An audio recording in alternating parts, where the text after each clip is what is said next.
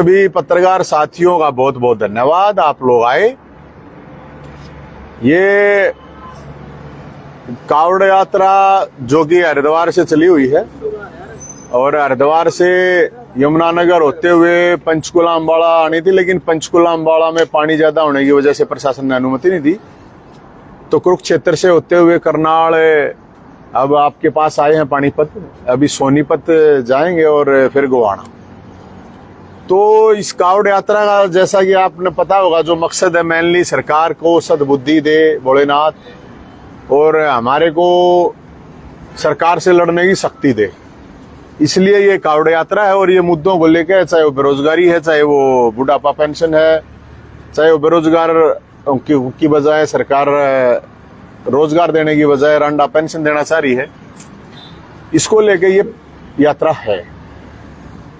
भोलेनाथ हरियाणा के पूरे देश के लोगों को खुश रखे, स्वस्थ रखे, हम तो ये प्रार्थना करके ही ये कावड़ यात्रा लेके आए हैं। और यमुनानगर से मैं चला हूं तो हम लगभग मेरे ख्याल में हो गया होगा 200-300 किलोमीटर तो हो गया होगा वैसे। तो जिस तरह की स्थिति है प्राकृतिक रूप से, जो प्रकृति की बगावत है, जो हम सब लोगों ने जो प्रकृति का शोषण किया है, उस शोषण के खिलाफ प्रकृति ने बगावत की है और उससे ये जो बाढ़ आई है, ये भ्रष्टाचार की बाढ़ है। ये भ्रष्टाचार की बाढ़ क्यों है?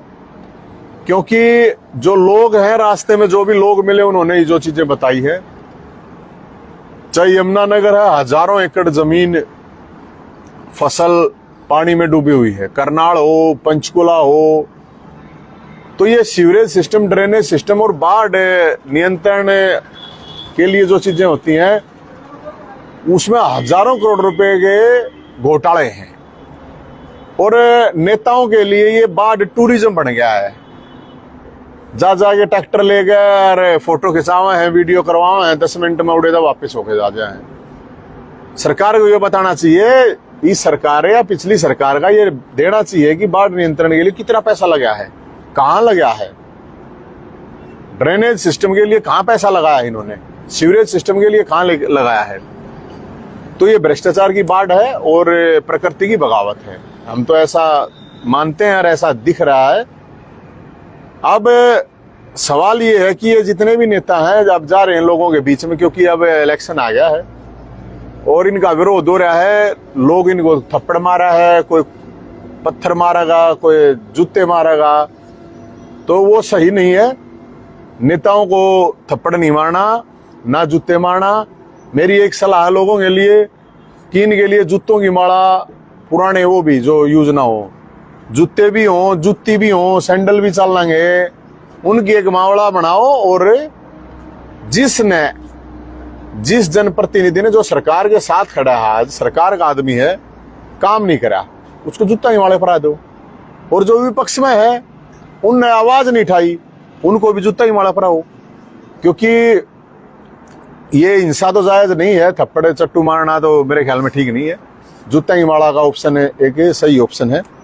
और मैंने सरकार से ये अनुरोध करा था कि मुख्यमंत्री जी से एक बार रात कोष बना, ताकि जहां लोग परेशान हैं उनको तुरंत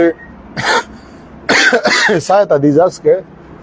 और इसके अलावा एक वॉलंटियर कोष हो, हम जय हिंद सेना की तरफ से 1 लाख रुपए उसमें देना चाहते हैं। और मुख्यमंत्री, पूर्व मुख्यमंत्री या MLA, MP, deputy chief minister, सारे के सारे अपनी 1 साल की तनख्वाह या पेंशन उसमें रात कोष में डालना है। बात थोड़ी पेट भरे आ रहा है, जा गए अपना फोटो खिंचा लिया, वीडियो बनवा लिया, उससे तो कुछ होना जाना नहीं है। तो इनको भागीदारी करनी चाहिए, ताकि लोग जहां परेशान है, दुखी हैं। और जहां तक बात वॉलंटियर कोर्स की है, तो सरकार के पास इतना इंफ्रास्ट्रक्चर, इतने लोग हैं ही नहीं। तो नौजवान बालक है, खासकर जो तैरने वाले, सरकार के सब अपने घर रहो, घर क्यों रहो भाई? बच्चे हैं, बूढ़े हैं, महिलाएं हैं, बीमार हैं, वो रहते हैं घर। जिनको तैरना आता है, सरकार को एक ऑनलाइन तुरंत पोर्टल लॉन्च करना चाहिए कि भाई जो भी हेल्प कर सकता है, और टीम बना के वहां लोगों में भेजे। सरकार को तो ये करना चाहिए, तो हम तो उसके लिए भी काम करने के लिए वॉलंटियर तैयार हैं। और इसके अलावा एक जो बहुत बड़ी बात है मैं आपको बताऊं, वो ये है कि इंसान तो कहीं ना कहीं जुगाड़ कर लेगा, चला जाएगा यारी दोस्ती रिश्तेदारी में, इधर उधर चला जाएगा। सबसे बड़ी मुसीबत है जानवर की। और जो लोग जानवर को कहें हम पालते हैं, हम नहीं पालते, जानवर हमारे को पालते हैं। गाय भैंस है वो दूध दे हैं, दूध चाह सब यूज करे हैं। तो जानवरों की जो स्थिति है वो बड़ी खतरनाक है। और पानीपत की जहां तक बात है, पानीपत में भी मेरे को बताया लोगों ने कि पानीपत में भी करीब 20 गांव हैं जो डूबे हुए हैं। हजारों एकड़ जमीन फसल है वो तबाह हो गई है। कुछ लोगों ने मेरे को यह भी बताया दिल्ली के बड़े बड़े नेताओं की कोठियां बचाने के लिए यहाँ पे नहर काट दी गई है। ये भी बहुत बड़ा एक लोगों में चर्चा का विषय है। बाकी आप पत्रकार महोदय, आप लोगों को ज्यादा पता है, लेकिन ये कहा गया है कि जानबूझ के भी नहर काटी गई है तो यहाँ के लोग तो डूब गए, यहाँ की फसल डूब गई। तो अगर जानबूझ गए इस तरह का जो काम करा गया है तो उनको तो बहुत जल्दी मुआवजा देना चाहिए सरकार को। और बता रहे हैं कि गौशाला में थाना है, गौशाला में थाना है, और वहां भी काफी गौएं मर गई हैं, बंधी रह गई हैं या डूब गई हैं। ये समझ में नहीं आया, जब गौशाला में थाना है तो गाय कैसे डूब गई। इतना तो सनोली के पास, सनोली में ना जी, तो इतना तो हो इसका था यार, कोई ना कोई उन गौओं ने खोल देता, चली जाती अपने आप। गौओं का किस चीज का अलर्ट था ये, प्रशासन कौन सा अलर्ट पे है भाई।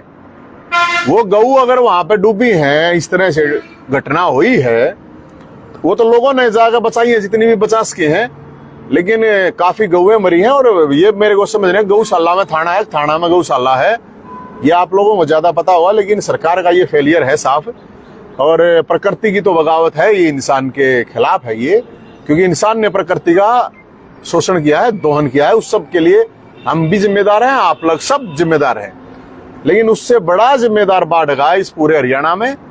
और मैं ये कह रहा हूं किसी भी स्टेट में जो भी ये इतना पानी आया है, चढ़ा है, प्रकृति की बगावत के साथ वहां की सरकारों का भ्रष्टाचार जिम्मेदार है, जिन्होंने ड्रेनेज सिस्टम में कमीशन खाया, जिन्होंने सीवरेज सिस्टम में पैसे खाए, और वो सारे ठप हो गए। और ये बाढ़ नियंत्रण के नाम पर हर साल हर स्टेट के पास पैसा आता है, उसको सारे के सारे इकट्ठे होकर खा जावे हैं, उसको जीम जावे हैं। तो मुझे लगता है कि इस संकट की घड़ी में सब लोगों को साथ खड़ा होना चाहिए। जहां भी लोगों की बाढ़ आई है, जहां भी लोग परेशान हैं, चाहे बात जानवरों को चारे की हो, चाहे बात इंसान के जान माल की बात हो। नवीन भाई, मुख्यमंत्री कह रहे कुछ ज्यादा नुकसान नहीं हुआ, वो हवाई निरीक्षण भी किया, डिप्टी सीएम भी कर रहे, आप कह रहे सरकार अलर्ट दी है। ऐसा है, देखिए ये हवाई सर्वे, मुख्यमंत्री जाए कहीं, अगर ना डूब जाता बता दियो। मुख्यमंत्री यमुनानगर से मैं तो पैदल आया हूँ, यमुनानगर, पंचकुला, अम्बाड़ा, अगर वो ये कह रहे हैं ज्यादा नुकसान नहीं हुआ तो एक बार जहां पे पानी भरा है मुख्यमंत्री साहब वहां चले जाए। अब हवाई बातें करेंगे, हवाई जहाज में घूमे, हेलीकॉप्टर में घूमे, मुख्यमंत्री जाके एक बार जिन गांव डूबे हुए हैं उनसे जाके पता करो। मेरा अपना अनुमान है कि कम से कम 1000 गांव तो जरूर प्रभावित हुए हैं, कम से कम बता रहा हूं मैं आपको, 1000 गांव। आप कैथल साइड से ले लीजिए, कैथल साइड से लेके अम्बाड़ा, पंचकुला, यमुनानगर, करनाल, पानीपत, सोनीपत, ये पूरी की पूरी जमुना की जो पूरी की पूरी बेल्ट है ये तो है ही। और अम्बाड़े का हाल क्या है आपको पता है, पंचकुले का हाल है। अगर वो कह रहे हैं ज्यादा नुकसान नहीं हुआ है तो वही वो ऊपर हेलीकॉप्टर में किसी ने बता दिया होगा उसको, तो मुझे नहीं पता। बाकी मुख्यमंत्री जी को हम ये कह रहे हैं 1 साल की तनख्वाह या पेंशन देने में समस्या क्या है, रात कोष बनाने में तो कोई इशू नहीं है। वो मुख्यमंत्री रिफाइनरी से मदद मांग रहे, क्या लगता है सरकार के पास पैसा नहीं है? तो अब फिर आप कह रहे हो कि वो कह रहे हैं कि कोई ज्यादा नुकसान नहीं हुआ, फिर रिफाइनरी से क्यों मदद मांग रहा है? अरे हम खुद देने के लिए तैयार रहे, हम कह रहे हैं 1 लाख रुपए आप अकाउंट नंबर जारी करवाओ तुरंत, हम देंगे 1 लाख रुपए। अगर लोगों की जरूरत है, क्योंकि लोगों के इनके पास है नहीं। हरियाणा पुलिस में खुद 50,000 पद खाली हैं। मेरे को हेल्थ डिपार्टमेंट का आदमी मिला था करनाल, जब हम चलते आ रहे थे, वो वहां पे बता रहा था कि भाई साहब हमारे साइड करीब 100 गांव है जो डूबे हुए हैं, दवाई बांटने की उसकी जिम्मेदारी थी। वो बोले स्टाफ है ही नहीं, तो ना तो हेल्थ डिपार्टमेंट के पास स्टाफ है, ना पुलिस डिपार्टमेंट के पास स्टाफ है, तो स्टाफ तो है नहीं। तो जब स्टाफ नहीं है तो सेवा कौन करेगा, ये तो बताओ। अब मुख्यमंत्री अपनी मीटिंग लेता घूमा है, हेलीकॉप्टर में देख ली, हेलीकॉप्टर में अपने लाग उस पर म्यूजिक और वो दिखावा, देखो हवाई निरीक्षण। स्थिति बड़ी गंभीर है, और हवाई बातें मुख्यमंत्री ना करे, हेलीकॉप्टर में बैठ के हवाई बातें ना करे तो ठीक है, लोगों के बीच में जावे। और एक मेरी रिक्वेस्ट जरूर है लोगों से, चाहे भाई कोई भी आवे, उसको ये थप्पड़, जूते, गोशे ये ना मारे। हाँ, नेताओं से मेरी अपील है, मुख्यमंत्री से मेरी ये भी अपील है, वो जो भी नेता है, पक्ष का विपक्ष का कोई भी, उनको लो के हेलमेट प्रोवाइड करवाए, लो के हेलमेट, है ना। लोगों में बड़ा गुस्सा है, तो हेलमेट उनको जरूर प्रोवाइड करवा दे, ज्यादा किसी को खामा कुछ ना लगे। इसलिए एक बात और सामने आई है, आपने जिक्र किया था कल कि आपके हरियाणा पुलिस पीछा कर रही है आपको। हाँ, तो क्यों आपको पीछा क्यों? अब मेरे को ये बात समझ में नहीं आई, हमारी तो हरिद्वार से पीछा कर रही है, बिना नंबर आई गाड़ियां हैं और थोड़ी दूर कदे पाछे रह जाए, कदे आगे रह जाए, हर डिस्ट्रिक्ट में अलग अलग लोग आए हैं। तो मेरे भैया तो गुप्त सिक्योरिटी को दे रखी होता, हमें पता हो कोई गुप्त सिक्योरिटी दे रखी है। अब हमारा तो पानीपत वाला जो केस था, आपको मैंने उस दिन आए थे, हम उस दिन भी बता दिया था।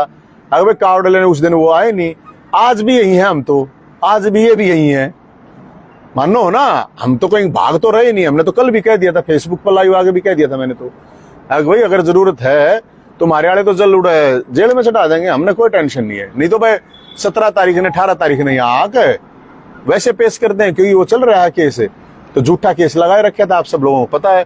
तो मैं तो सिर्फ ये कह रहा था भाई मुख्यमंत्री जी को ये पता होगा, गृह मंत्री जी को या डीजीपी पुलिस को, कि भाई कौन लोग हैं वे जो आए हैं पीछे गाड़ी खड़ी पावे, हमने बिना नंबर आई गाड़ी है, सिविल में लोग हैं, तो ये हम क्या अंदाजा लगावे कौन है कौन नहीं है।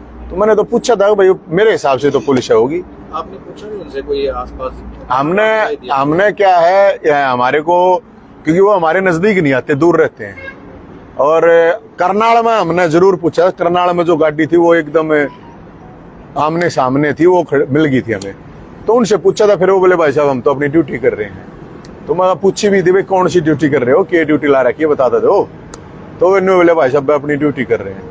मैं चलो भाई तुम ड्यूटी कर रहे हो, करे लो। वो भी रेस्टोरेंट में पिछली बार ठहरे थे, इस बार नहीं ठहरे वहाँ पर रोड धर्मशाला की पुलिस। डर है किसी बात? कोई डर है सर यहाँ से निकलते हुए, क्योंकि पिछली बार मुकदमा दर्ज हो गया था। डर अजय हिंद ने या जय हिंद के लोग आने, अरे क्या बात करो, हम राजधानी डरते, सरकार वरकार ने तो जूते की नोक पर रखा है, के डरेंगे? 1 दर्जन केस है मेरे पे, मैं क्यों डरूंगा?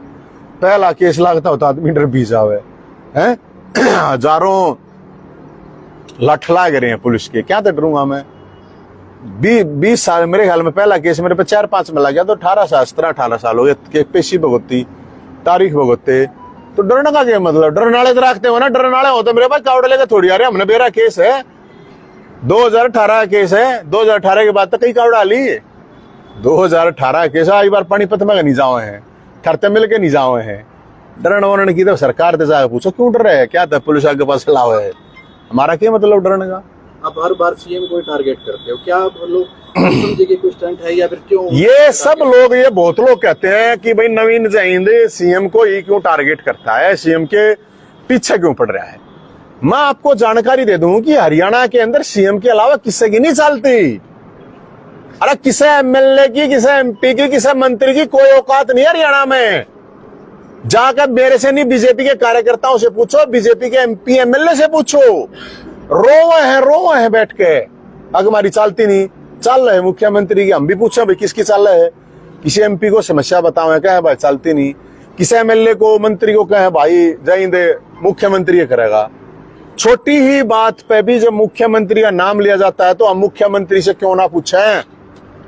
मुख्यमंत्री को इसलिए हम सवाल पूछते हैं कि मुख्यमंत्री की ही चलती है हरियाणा में, किसी एमएलए एमपी की कुछ चलती हो ना। कोई डीसी मानता हो, कोई एसपी मानता हो, मुख्यमंत्री के नीचे किसी ना मानते, थरते भी जानकारी दे दूं मैं, और जाकर अपने एमएलए से पूछ लो किसे तो बेच सके, ठीक है ना? चलती है कौन है भाई साहब? आप कह रहे हो कि मुख्यमंत्री की गलती है, बीजेपी वाले कह रहे हैं कि दुष्यंत चौटाला की जांच चल रही है, मुख्यमंत्री की चली। वो उनका मैटर है, वो उनका आपसी घरेलू मैटर है।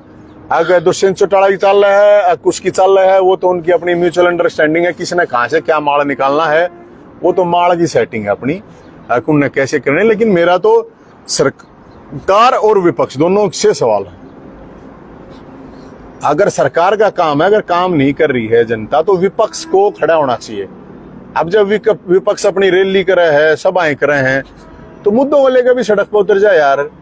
लोग दुखी हैं, पेंशन तय, कोई फैमिली आईडी, प्रॉपर्टी आईडी। अब एक बात बताओ, बेरोजगार कोई 40 साल का हुआ, सरकार ने 8-8.5 साल हो गए, ऐसे बहुत से पेपर है जिनको 7-8 साल हो गए, तो वो तो रांडा की कैटेगरी में चला गया। सुनो, रांडा की कैटेगरी में चला गया। अब जब रांडा की कैटेगरी में आदमी चला गया तो सरकार जिम्मेदार। अरे बेरोजगारों को रोजगार दे दे, उन्हें रोजगार मिल जाएगा तो उनका बहू भी आ जाएगी, ब्याह भी हो जाएगा। 1 मिनट विरोध थोड़ी करूं, मैं तो थोड़ी का कर रहा हूँ, रांडे की पेंशन का मैंने कहूँ सरकार सारे बेरोजगार ना रांडा बनाना चाह रही है। अब सारे रांडे तो मुख्यमंत्री बन नहीं पाएंगे, सारे तो गृह मंत्री अनिल विज साहब बन नहीं पाएंगे, ना मुख्यमंत्री खट्टर साहब बन पाएंगे। तो जब वो बने नहीं पाएंगे तो हम ये कह रहे हैं, फिर एक बात बताओ, 35 साल के की फाइल दब जाती है शादी की किसी की भी, इन न करा है 45 साल, 45 से 60 साल, तो 60 साल में तो भाई साहब है 60 साल पास से कौन संभाला रांडे ने, बताओ आप। मैं नहीं को 35 साल कर दो इसने, अगर करनी ही है तुमने 2700 हो जाए 5100 कर दो इसका, क्योंकि वो तो बहुत बड़ा योगदान दे रहा है जनसंख्या के लिए। सरकार कानून ला रही हो तो वो नहीं बढ़ा रहा बेचारा। 35 साल से 100 साल कर दो, और रांडा पेंशन ना कह गए इसको बटेऊ मानतान कर दो, बटेऊ कर दो, और सरकारी दामाद सरकारी बटेऊ मान सम्मान तो दो कम से कम यार। रांडे आदमी का बहुत बड़ा बलिदान है समाज में, इतने सामाजिक काम है वो काम उसने करने पड़े हैं, घर में करने पड़े हैं। रांडा पे 20 डाल के चुटकुला बनावे कि तो हंसी करें रांडा की, तो रांडा आदमी तो बहुत बड़ा योगदान देता है। तो शुरुआत की है ना सर पिछली सरकार ने, 60 साल के बाद यही तो कह रहा हूँ मैडम, जनसंख्या अनलिमिटेड होगी। अरे मैडम मैं यही तो कह रहा हूँ, और मैं तो इसके लिए मुख्यमंत्री जी का भी बड़ा वो कर रहा हूँ, बड़ा धन्यवाद है, उनका भी योगदान है देश के उसमें, गृह मंत्री जी का भी योगदान है। अगर वो रांडा पेंशन करना चाह रहे हैं तो मैं तो ये कह रहा हूँ 5100 रुपए इन्होंने वैसे कही थी, हमने तो मैडम इसलिए कही है कि रांडा पेंशन 5100 रुपए हो, इसका रांडा पेंशन नाम ने रखे, इसका मानतान बटेऊ मानतान सरकारी बटेऊ तो बना सको हूं तो ब्याह करो नहीं हो नहीं। और इनने की सरकार ने कही थी हमारी सरकार बना दो ब्याह करा देंगे, अगर आपको याद होता है, याद है सारा गए है कि नहीं? आप पत्रकारों से पूछ रहा हूँ, सारा का याद है, आप बोलो को ना, लेकिन आप लोगों को याद है कि नहीं कि अध्यक्ष ओम प्रकाश धनखड़ ने की थी अगर हमारी सरकार बन गई तो वो किसके मोड़ बांध के जा भाई, रोजगार नहीं होगा तो नौकरी नहीं होगी तो ब्याह हुआ ही कौन है। तो इसलिए मैं तो रांडा पेंशन की भाई, अगर रांडे पेंशन करनी है सरकार ने पूरा मान सम्मान दे उनको, ये नहीं भाई 2700 रुपये में तो भाई साहब कोई हुक्का पीगा दूंगा तम्बाकू भी ना हो, कोई बीड़ी पीता हुआ तो बिंडल भी ना चल रहा है उसकी बात। रांडे दो रहे थे 4 आदमी और बैठे गो रहे बेचारे दो रहे, उसका तो बहुत ज्यादा परेशानी हो है। आप सवाल उठा रहे, आप लोग बोलोगे नहीं पत्रकारों पे, क्या आप बोलोगे अगर हुड्डा की सरकार आई है चौटाला की आई कभी, या सिर्फ ये थोड़े नरम स्वभाव के लगते हैं, कुछ लोग ये बोलते हैं? मैं आप ये सारी जानकारी आपके पास होनी चाहिए, आपने बहुत बढ़िया सवाल करा, आपको जानकारी दे दूं मैं 2003 से आंदोलन में हूं एक्टिविस्ट के रूप में, ठीक है। 2004 में मुख्यमंत्री भूपेंद्र हुड्डा बने थे, जितने प्रोटेस्ट मन कर रखे हैं ना भूपेंद्र हुड्डा के खिलाफ और जितने केस लाग रहे हैं, ध्यान से सुनियो इस बात ने सारे मेरे भाइयों, ये बहुत लोग न्यू गए हैं, अगर भूपेंद्र हुड्डा होता जब के बोल लेता, रोहतक में जितने भूपेंद्र हुड्डा साहब के, खट्टर साहब तो ज्यादा पुतले फूक रखे भूपेंद्र हुड्डा के, और इतने लठ लाग रहे हैं, जाकर पूछ लो किसे था, मैं भेदभाव ना रखा रू राबाना डरते क्या है ऐसे मुख्यमंत्री उसने कोरिया वाले किम जोंग ने बना दिया, 10 साल तक संघर्ष कराया, जाके यूनिवर्सिटी में हिस्ट्री पूछ लो ना, तो हम भी ले ले मालदार पोस्ट पद नौकरी ठेके हमने ना ले रखे, इतने लठ लाग रहे हैं भूपेंद्र हुड्डा सरकार में मेरे पे, और केस आज तक भुगतू मेरे भाई, ठीक है ना। ये बात जिसको मेरे इतिहासकार हिस्ट्री का नहीं पता वो तो भाई क्यों कहते, थारे पत्रकार भी कहते हैं, अरे सुधा और चाहे बदमाश हो हमने के लेना, मुख्यमंत्री का केस उधर के बदमाश है, मुख्यमंत्री तो मुख्यमंत्री है, अल्टीमेट पावर है, सरकार है। तो मैं जानकारी के लिए बता देता हूं आपको, जब भूपेंद्र हुड्डा मुख्यमंत्री थे, जितने पूरी बीजेपी ने, और रोहतक वाले तो बीजेपी वाले भी बता देंगे नेता, पूरी बीजेपी ने जितने 10 साल में प्रोटेस्ट कर रखे हैं, अगर उनसे ज्यादा प्रोटेस्ट मेरे नहीं होना भूपेंद्र हुड्डा के खिलाफ, और न्यूज कटिंग कटवा लियो, किसी ने कोई शर्त लाता हो तो मैं भी कटवा लूं, मेरे तो कटिंग वोटिंग रखा नहीं करूं मैं, जितने मन न कर रखे, अगर पूरी बीजेपी ने भी हुड्डा सरकार के खिलाफ इतने आंदोलन करे हो ना तो मेरे तो बता दियो, और ईब पूरी कांग्रेस ने इतने आंदोलन करे हो, जितने मन न करे हैं, या हमारी पूरी टीम ने करे हैं बीजेपी के खिलाफ, तो कांग्रेस वाले बता दियो, खुला चैलेंज है, खुला बताऊं जितने केस इन ला रखे हैं मेरे पे, कोई भी विपक्ष का नेता कौन है, किसके ऊपर है भाई 1 दर्जन केस, किसके ऊपर हैं कोई तो बताओ। मैं ऐसा क्यों हूं भाई, मैं तो कुछ नहीं, अर्धवार्ध मेरे पर पुलिस ला रखी, हम तो भी 21 आदमी लेके कावड़े यात्रा लेके चल रहे हैं, एक लाइन में चल रहे हैं, कोई डिस्टर्बेंस नहीं, हमें सारी चीजें पता है, 3-3 MA कर रखी है, PhD कर रखी है, मैंने सारा बेरा है, लेकिन मैं सिर्फ उन साथियों के लिए जो सवाल का जवाब है आगे तभी ताकि सवाल की जरूरत ना पड़े। भूपेंद्र हुड्डा के खिलाफ जितने प्रोटेस्ट मन कर रखे, जितने पुलिस ने लठमेरे मार रखे हैं, किसी भी बीजेपी के नेता का सारा न इकट्ठे मिला के भी लाग रहे हो ना, तो मेरे दोरा जाइयो। और ईब इनके 8.5 साल के कार्यकाल में जितने लठर, जितने केस और जितनी आंदोलन हमने कर रखे हैं, पूरी कांग्रेस ने इकट्ठी कर लियो, उनके केस गिन लियो मेरे भाई। बार बार तभी एक बात का कहना आ जाए। सर, आप मौजूदा सरकार को भी गलत बताते हैं कि वो लोगों के लिए कुछ नहीं कर रही, फिर आप कहते हैं कि विपक्ष भी कुछ नहीं कर रहा है मौजूदा सरकार के खिलाफ। क्या पता वो आगे भी ना करे, तो सत्ता में आनी किसकी सरकार चाहिए? मन्ना के मेरा किस्सा गया, मैं तो लोगों को जागरूक करने के लिए कहता हूँ। मैं सिर्फ एक बात कहता हूँ, मेरे को कोई मतलब नहीं किसकी सरकार आओगी, किसकी। आपको सरकार खोल लेनी चाहिए। अरे मैडम, सोच दुकान थोड़ी है सरकार खोल लूंगा। एक बनानी चाहिए सर। मैडम मेरी बात सुनो, मैं इस चीज में बिलीव करता हूँ, सरकार कोई भी आओ, 19, 20, 21 से ज्यादा कोई डिफरेंस होना, ये चोर चोर मुशेरेबाजी है। मैं लोगों को, मेरा काम है लोगों को जागरूक करना कि आपके हक है। अगर पानीपत वालों की कोई समस्या है तो पानीपत के किसी कॉलोनी में पानी भरा है तो पानीपत की उस कॉलोनी के लोग खड़े हों। अगर सनोली रोड खराब है तो सनोली रोड के लोग खड़े हों। अगर कहीं का रोहतक वालों का इशू है, कुरुक्षेत्र वालों का, वो लोग खुद खड़े हों, वो अपना जो भी जनप्रतिनिधि है उसके खिलाफ आवाज उठाएं, अपनी समस्याओं के लिए, अपने हक के लिए लड़ाई लड़ें। कोई दूसरा तुम्हारे लिए नहीं आएगा लड़ने के लिए। मेरा मकसद सिर्फ ये है कि लोगों को जागरूक किया जाए। सरकार कोई भी आएगी उसका वही काम है, वो कोई 15% कमीशन लेगी किसी काम में, कोई 10 ले लेगी, कोई 12, कोई 20, ये चलेगा, इससे ज्यादा कुछ नहीं है। और मैंने सरकारें अच्छी तरह देख ली हैं, मैं ऑलरेडी सरकारों में रहा हूं और मैं विपक्ष में भी रहा हूं, आप सब लोगों को पता है, हमने आंदोलन भी करे। मैं सिर्फ, मेरा टारगेट ये है कि लोग खुद जब तक जागरूक नहीं होंगे, जिसका इशू है उसको तो खड़ा होना। अब कल रखों का इशू चल रहा है, बैठे हैं ना, तो कल रखा ना बैठे ना, वो उनको बैठना पड़ेगा। किसानों का इशू चला है, किसान बैठे ना, अपनी समस्या समाधान कराए ना। मेरा सिर्फ यही टारगेट है कि जो आम लोग भी हैं उनकी समस्याओं के लिए उनको खड़ा होना चाहिए। नहीं कि एक बार वोट गिरी 5 साल सो गए, कुंभकर्ण की डाला ना, वोट वैसा गिर रखी है आपने, चाहे आपके फेवर की पार्टी बन रही है, सरकार बन रही है, सवाल करो। अभी आपने बात कही कि जनता को के प्रदर्शन का, अभी प्रदर्शन किया था, अभी मार्डल का था वीरस कॉलोनी के अंदर, तो लोगों ने प्रदर्शन किया, तो विधायक पहुंचे, शहरी विधायक, उन्होंने कहा कि गलती अधिकारियों की है, तो जनता का क्या कसूर है इस चीज में?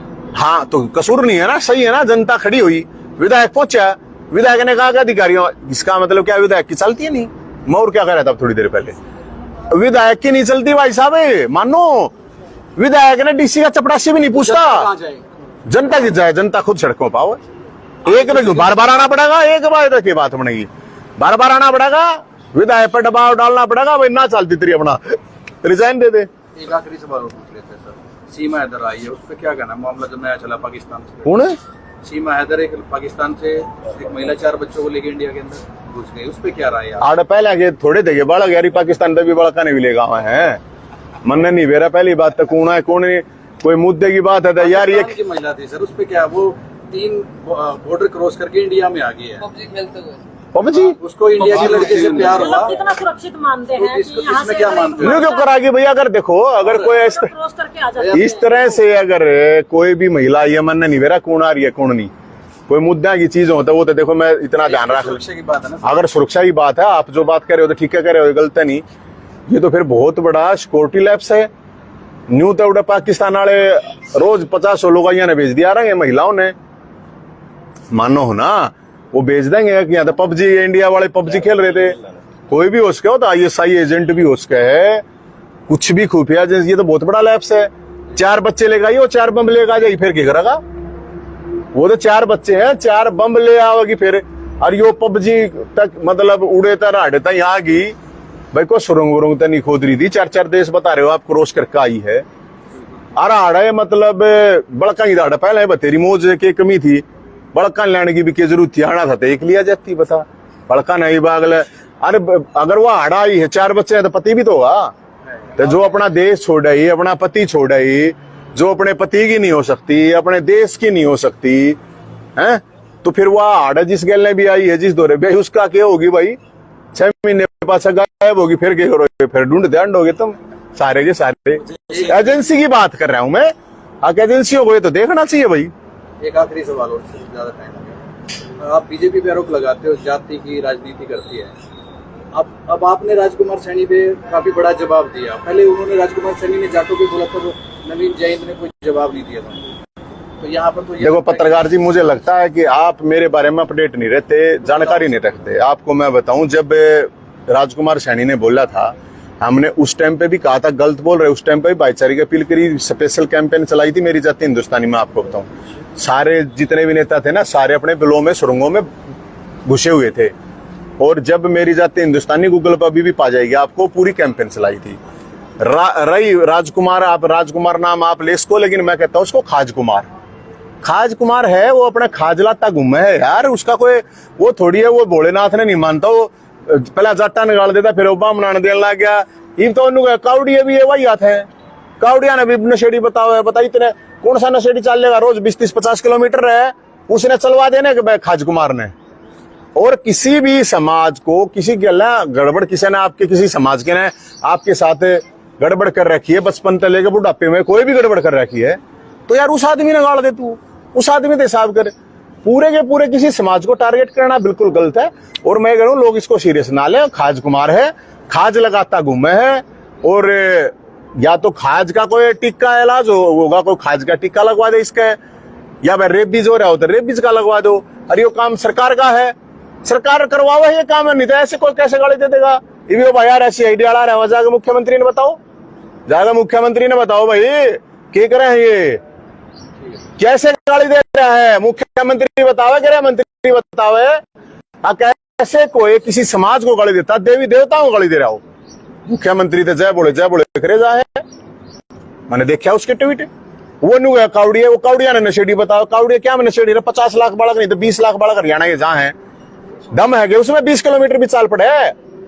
वो हमारी आस्था है, हमारी वो, हम तो मानना भोलेनाथ की वजह था, हमने तो जीवन दान मिल रहा है, बताओ हम तो मानेंगे। वो मानो किसी को ना मानो वो, लेकिन दूसरे किसी लोगों को कैसे मजाक उड़ा सकते है। तो भाई ऐसा आदमी का रेबीज का टीका लगा हुआ सरकार, या खाज का कोई टीका हो, वो या एक आया नहीं कराएगा, एक जड़ में एक